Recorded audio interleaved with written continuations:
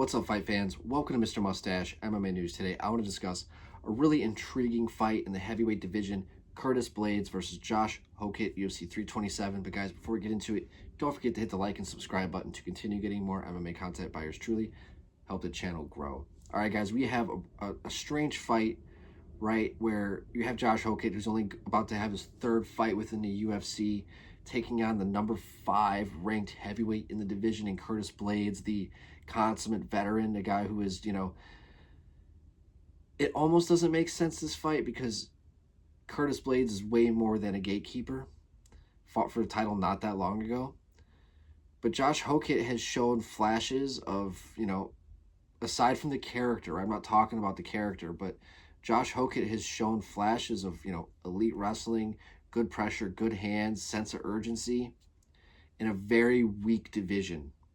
So he has made himself kind of shine the brightest amongst a lot of prospects who just, have not really been making a name for themselves, a very stale division. And then you add the character that he is, kind of brought on to like this whole persona that he's got. And I'm not the biggest fan of it, but I understand why it's working. He's going full WWE, full Macho Man Randy Savage. I get what he's doing. It's just, at this point, though, see, you just never... Once you start finding this amount of success, you can kind of lay back on the character a little bit. Like, I feel like that was kind of the biggest issue with Colby Covington, where he just leaned into it so hard for so long that once your skill kind of proves itself, that character that you've already built will also kind of carry that weight, and you can be a lesser version of that more insane part that you're kind of building up. And Josh Hokit, I feel like, is leaning into it more and more and more. We've seen it this fight week with Yuri Prohaska. Who else was he messing with? I think it was Carlos Ulberg.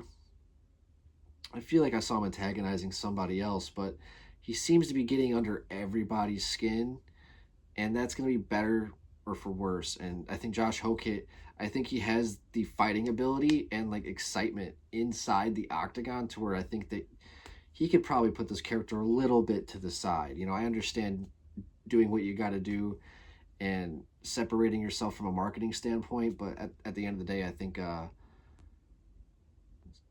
slow it down a little bit.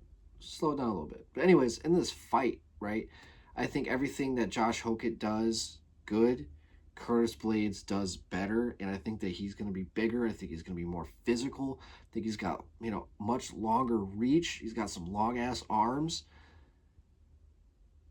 And where Josh can definitely catch him in these shorter exchanges, he might be a little quicker if he's able to kind of straighten out his punches a little bit, but I don't see him going into, the second half of round 2 and 3 being able to get Curtis Blaydes down. If he is able to get him down in the first round, I just don't see him being able to do that throughout the fight. But this is curious because Josh Hokit does deserve to be in the UFC. It's just he hasn't had enough fights to go against a top 5 guy. But then again, the division kind of sucks. So I'm excited for it. And I'm picking Curtis Blaydes. I think he's going to get the job done. I just think that he is just too experienced for Hokit right now. But I think Hokit, win, lose, I think he has only traction to gain as long as he doesn't make himself look too fucking stupid with his mouth. But anyways, that's going to do it for today, guys. Love to hear your guys' thoughts. Do you guys have Curtis Blaydes? Do you guys have Josh Hokit? That's going to do it for today, guys. Mr. Mustache, MMA News out. Let's fucking go, fight fans.